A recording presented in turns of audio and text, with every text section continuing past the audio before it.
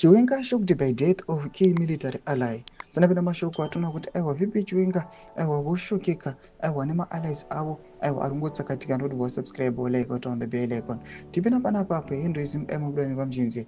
VP Chiwenga is begun his tenure as acting president with a heartfelt condolence message to the family of Major General Solomon Siziva, a close ally who passed away last week.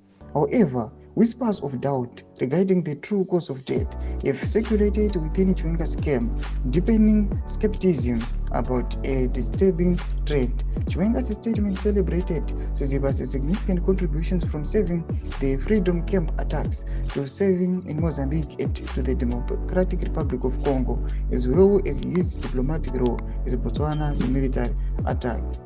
He praised Siziva as a loyal, dedicated leader who exemplified the ideals of liberation struggle. Siziva's death is the latest in a series of over 20 high-ranking military officers aligned with Chiwenga who have died under unclear circumstances since 2017. The deaths come amidst rising tensions between Chiwenga and President E.D. Mnangagwa.